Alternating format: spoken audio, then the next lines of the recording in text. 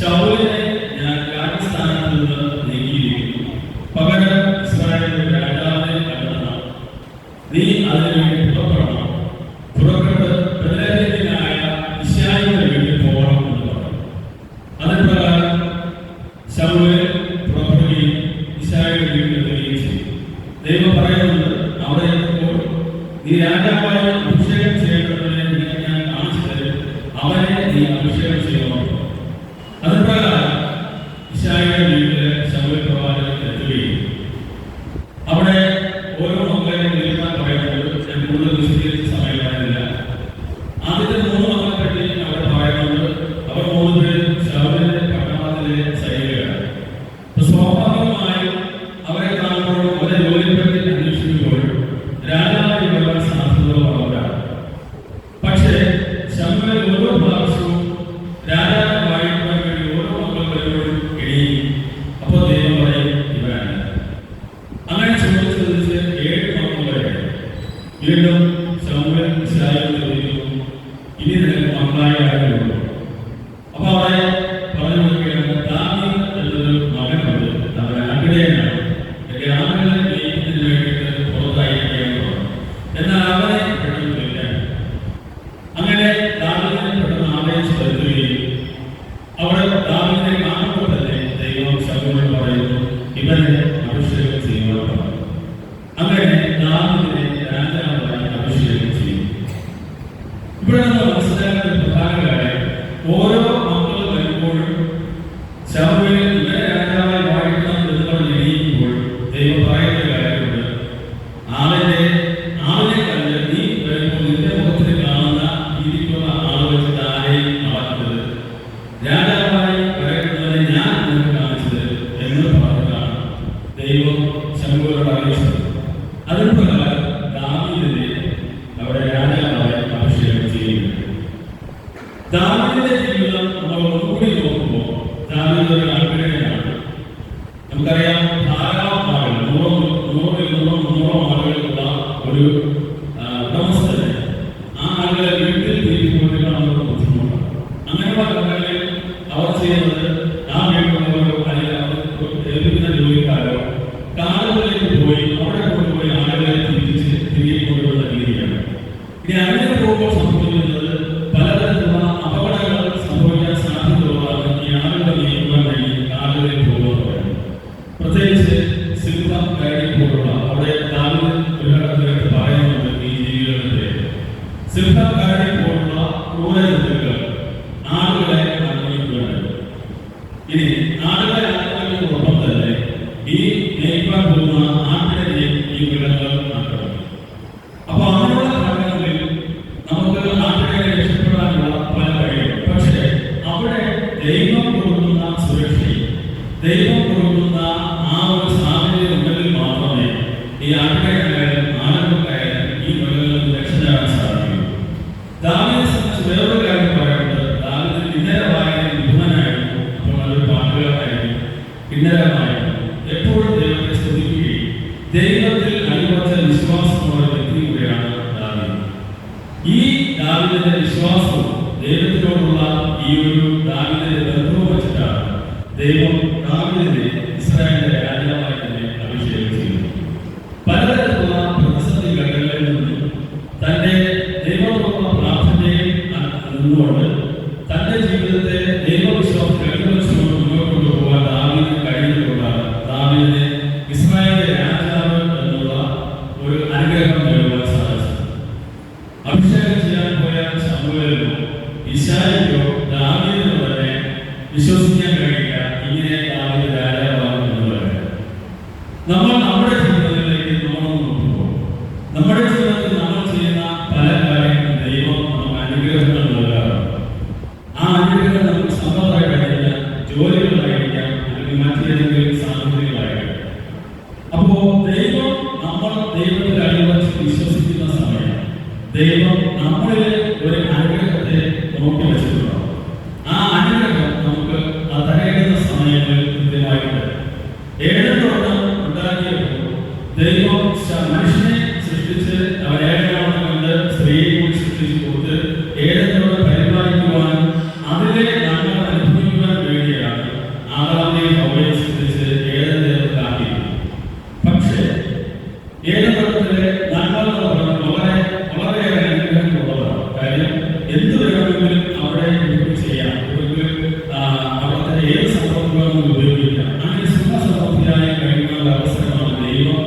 ഈ ആദാം ഹവ്വയ്ക്കും കൊടുത്തിട്ടുണ്ടായിരുന്നു.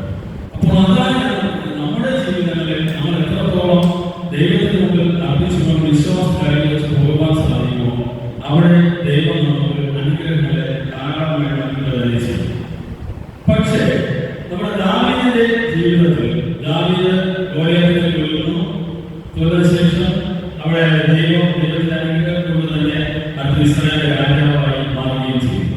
ഇസ്രായേലിന്റെ രാജാവായി മാറിയ ശേഷം നമ്മൾ വായിച്ചു കേട്ട ഭാഗത്ത് പ്രധാനമായി പറയുന്നത് ഞാൻ നിനക്ക് അനേകം നന്മകളെ തരാം, ഇനിയും തരുവാനും. അപ്പൊ ഇത്രയേറെ അനുഗ്രഹത്താൽ ഒരു ഇസ്രായേൽ ജനത എന്ന് പറയുന്ന വലിയൊരു ജനതയെ നയിക്കുവാൻ ഇസ്രായേലിന്റെ രണ്ടാമത്തെ രാജാവായി ശൗൽ എന്ന് പറയുന്ന വലിയൊരു വ്യക്തി നയിച്ച അല്ലെങ്കിൽ ഭരിച്ച വലിയൊരു സാമ്രാജ്യത്തെയാണ് ഈ ആക്കിടെ നൽകുന്ന ദാവീദിന് ദൈവം കൊടുത്തത്. ഇതെല്ലാം കൊണ്ട് തന്നെ പദവി അദ്ദേഹത്തിന്റെ ഏറ്റവും അനുഗ്രഹപ്രദമായിരുന്നുവെങ്കിൽ ആ പദവിയിൽ എപ്പോഴും അദ്ദേഹത്തിന് സംഭവിച്ച ഒരു തെറ്റാണ് അദ്ദേഹത്തിന്റെ ജീവിതത്തിലെ അനുതാപത്തിന് കാരണമായി മാറുന്നത്.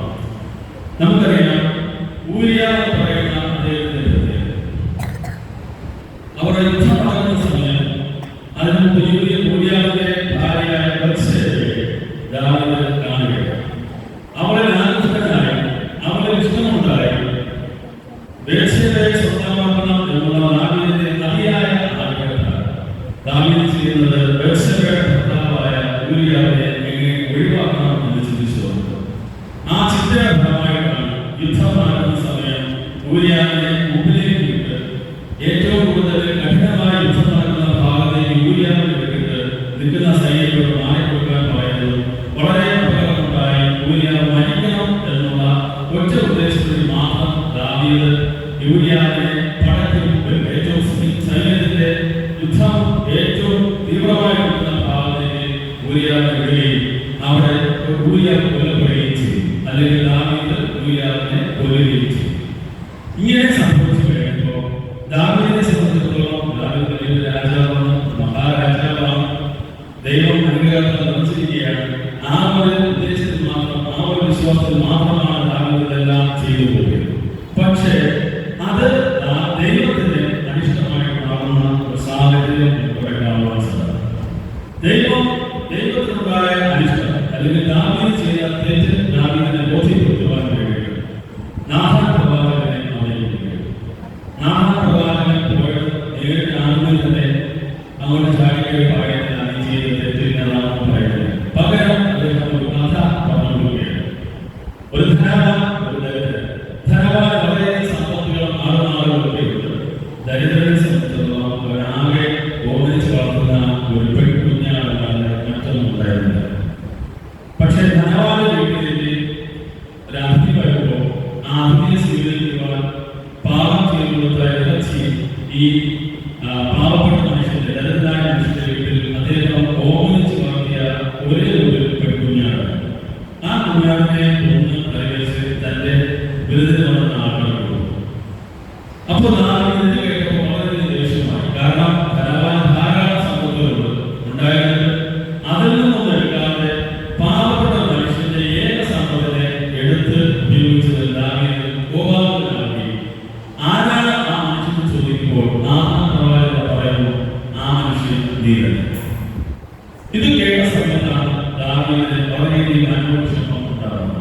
താൻ ചെയ്ത തെറ്റ് എത്രത്തോളം കഠിനമാണ്, ദൈവത്തിന്റെ മുമ്പിൽ എത്രത്തോളം കഠിനമാണ് എന്നുള്ളത് ദാവീദ് ഈ ഒരൊറ്റ കഥയിൽ നിന്നും താൻ ചെയ്ത തെറ്റിനെ ബോധ്യപ്പെടുകയാണ്. ദൈവം അത് നാഥാൻ പ്രവാചകനെ ബോധ്യപ്പെടുത്തിയിരിക്കുകയാണ്. അവിടെ ആ സമയത്ത് ദാവീദ് വളരെ വിഷമത്തോടുകൂടി ദൈവത്തിന് മുമ്പിൽ അന്തരീക്ഷം നടത്തുന്ന പ്രാർത്ഥനയാണ്. ആ സങ്കീർത്തനമാണ് നമ്മുടെ 51-ാം സങ്കീർത്തനം. വളരെ പ്രധാനമായി ആ സങ്കീർത്തനത്തിൽ പറയുന്നത് ദൈവമേ നിർമ്മലമായ പ്രദേശത്ത് സ്ഥിരമായ ആത്മാവിനെ പുതുക്കണം. അതായത് ഞാൻ ചെയ്തത് വലിയൊരു തെറ്റാണ്. ആ തെറ്റ് എന്നോട് ക്ഷമിച്ച് എനിക്ക് എന്റെ ജീവിതത്തിൽ പുതുക്കി നൽകണം. ദൈവത്തെ സംബന്ധിച്ചിടത്തോളം ചെയ്ത തെറ്റനുസരിച്ച് ദാവീദിന്റെ ജീവൻ വിലയാൻ കഴിയും. പക്ഷേ ദൈവം അവിടെ ഇളവ് കൊടുക്കുകയാണ്. അവിടെ വായിക്കുമ്പോൾ അവിടെ നമുക്ക് മനസ്സിലാക്കാൻ സാധിക്കുന്നത് ദാവീദ് ചെയ്ത തെറ്റിനെ ദൈവം പറയുന്ന കാര്യമാണ്. നിനക്ക് അനേകം നന്മകളെ ഞാൻ ഇനിയും നിനക്ക് നന്മകൾ തരാനുണ്ട്.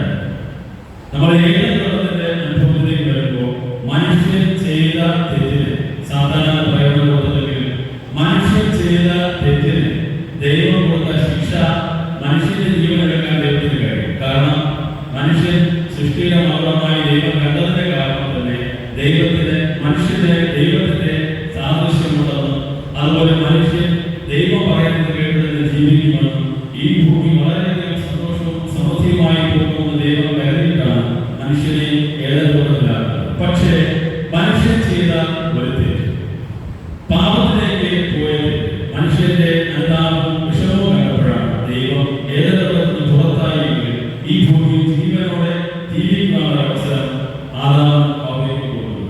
നമ്മളും ചിന്തിക്കും, നമ്മുടെ ജീവിതത്തിൽ ദൈവം നമുക്ക് തന്നിരിക്കുന്ന ഈ ഒരു ജീവിതം എന്ന് പറയുന്നത് നമ്മൾ ധാരാളം തെറ്റുകൾ നമ്മൾ ചെയ്യാറുണ്ട്. ആ തെറ്റുകൾക്ക് നമ്മൾ ദൈവത്തോട് മാപ്പ് പറഞ്ഞുകൊണ്ട് ജീവിക്കുന്നതുകൊണ്ട് മാത്രമാണ് ഇന്ന് ഈ ഭൂമിയിൽ നമ്മൾ ആ അനുതാപം ദൈവത്തോട് അനുഭവിച്ച് പ്രാർത്ഥിക്കുന്നതുകൊണ്ടാണ് ഇന്ന് ഈ ഭൂമിയിൽ ദൈവം നമ്മളെ ജീവനോടെ ആയിരിക്കുന്നത് എന്ന് നമ്മൾ ചിന്തിക്കും. ദൈവത്തിന്റെ മുമ്പിൽ മനുഷ്യരെല്ലാം ദൈവം ഒന്നായി കാണുമ്പോൾ നമ്മൾ പലതരത്തിലുള്ള തെറ്റുകൾ, നമുക്ക് ഈ പറഞ്ഞ ഇടതുള്ളത്തിന്റെ അനുഭവമാണ് നമുക്ക് ഈ ലോകത്തിൽ തന്നെ ഉള്ളത്. നമുക്ക് ഈ ഭൂമിയിൽ എല്ലാം ഉപയോഗിക്കും, എന്ത് വേണം ഉപയോഗിക്കാം. പക്ഷേ അരുത് എന്ന് പറയുന്ന കാര്യങ്ങൾ ചെയ്യുന്നതിലാണ് നമുക്ക് ഏറ്റവും കൂടുതൽ താല്പര്യമാണ്. അങ്ങനെ ദൈവം പറയുന്ന അരുതുകൾ നമ്മുടെ ജീവിതത്തിലേക്ക് വരുമ്പോഴാണ് നമ്മൾ പാപത്തിലേക്ക് വീഴുവാനുണ്ടായ സാഹചര്യം ഉണ്ടാകും. അപ്പോ അങ്ങനെയുള്ള സാഹചര്യം ദൈവത്തോട് അനുദപിച്ച് പ്രാർത്ഥിക്കുക എന്നുള്ളതാണ് നമ്മുടെ ഈ ഒരു നോമ്പ് കാലഘട്ടത്തിൽ നമുക്ക് ആവശ്യമായിരുന്ന ഏറ്റവും വലിയ ശ്രദ്ധ. പ്രത്യേകിച്ച് നമ്മൾ പറയുന്ന എല്ലാ ആരാധനകളും ഇന്ന് വായിച്ച സങ്കീർത്തനത്തിലെ ഭാഗങ്ങൾ നമ്മൾ ഉപയോഗിക്കാം. കരയാൻ ഉദ്ദേശിക്കുന്നില്ല എന്നൊക്കെ പറഞ്ഞ് നമ്മൾ എല്ലാ പ്രാർത്ഥനയും എല്ലാ ഞായറാഴ്ചകളും നമ്മൾ ഉരുവിടുന്ന കാര്യമാണ്. അതുപോലെ തന്നെ പഴയ കാലഘട്ടത്തിൽ യാഗങ്ങൾ ഉണ്ടായിരുന്നു. യാഗങ്ങളെ സംബന്ധിച്ചിടത്തോളം നമ്മൾ ചെയ്യുന്ന തെറ്റിനനുസരിച്ച് യാഗവസ്തുവിനെ അർപ്പിച്ച് നമുക്ക് പാപമോചനം നേടുക, നമ്മൾ അനുദപിച്ച് ഈ തെറ്റുകളെല്ലാം കൂടി ആ ജീവിതത്തിൽ വെച്ച് നമ്മൾ അനുദപിച്ച് പാപമോചനം നേടുക എന്നുള്ളതാണ് പഴയ കാലഘട്ടത്തിൽ ഉണ്ടായിരുന്നത്. പക്ഷേ അതിൽ നിന്ന് മാറി ദൈവം തന്റെ സ്വന്തം പുത്രനെ ഈ ഭൂമിയിലേക്ക് നമ്മൾ തന്നിരിക്കുന്നു. നമ്മളെല്ലാം നമ്മൾ യേശുവിലൂടെയാണ് നമ്മൾ ദൈവത്തിൽ എത്തിച്ചേരുന്നത്. ദൈവം യേശുവിനെ നമുക്ക് ഈ ഭൂമിയിലേക്ക് തന്നത് തന്റെ പുത്രനെ തന്നെ നമുക്ക് യാഗമാക്കുവാൻ ഈ ഭൂമിയിൽ തന്നിരിക്കുന്നു. ഈ ഒരു കാലഘട്ടങ്ങളിൽ യേശുക്രിസ്തു ക്രൂശിൽ അനുഭവിച്ച പല വിഷമങ്ങളും പലതരത്തിലുള്ള കാര്യങ്ങളും അത് എത്രത്തോളം അനുഭവിച്ച വിഷമം എത്രത്തോളം കഠിനമായിട്ടുള്ളതൊക്കെ നമ്മൾ ചിന്തിക്കുന്ന സമയമാണ്. ഈ സമയത്തെല്ലാം നമ്മുടെ എല്ലാവരുടെ മനസ്സിലെത്തുന്നതും നമ്മൾ ചെയ്ത തെറ്റുകളെ കൊണ്ട് അനുഭവിക്കുക എന്നുള്ളത് തന്നെയാണ്. നമുക്ക് അനുഗ്രഹങ്ങൾ ധാരാളമായി ദൈവം നൽകുമ്പോൾ ആ തെറ്റുകളെ നമുക്ക് പെട്ടുപോകാതെ ആ ദൈവം നൽകുന്ന അനുഗ്രഹത്തിൽ മുന്നോട്ട് പോകുവാൻ നമുക്ക് കഴിയും. ഈ വരുന്ന ഈ ദിവസങ്ങളിൽ തുടർന്ന് നമ്മുടെ വിശുദ്ധമായ സമയത്തുമൊക്കെ നമുക്ക് ആ തരത്തിലുള്ള ചിന്തമായി മുന്നോട്ട് കഴിയട്ടെ എന്ന് പ്രാർത്ഥിക്കുന്നു. ഒപ്പം നമുക്ക് ഇങ്ങനെയൊരു ആരാധന നടത്തുവാൻ അവസരം നൽകിയ സർവശക്തനായ ദൈവത്തിന് ഒപ്പം നമ്മുടെ അച്ഛൻ അതുപോലെ സഭാ കമ്മിറ്റി എല്ലാവർക്കും ദൈവനാമത്തിന്റെ സ്നേഹം നന്ദി അറിയിച്ചുകൊള്ളുന്നു. എല്ലാവർക്കും ഈ വരുന്ന ദിവസങ്ങളെല്ലാം നമ്മുടെ ജീവിതത്തിൽ ഏറ്റവും അനുഗ്രഹപ്രദമായിട്ടുള്ളതാകട്ടെ എന്ന് പ്രാർത്ഥിക്കുന്നു. എല്ലാ ദൈവത്തിലും വിളിച്ചുകൊണ്ട് വാക്കുകൾ നിർത്തുന്നു. ദൈവം നമ്മുടെ സമൃദ്ധിയായി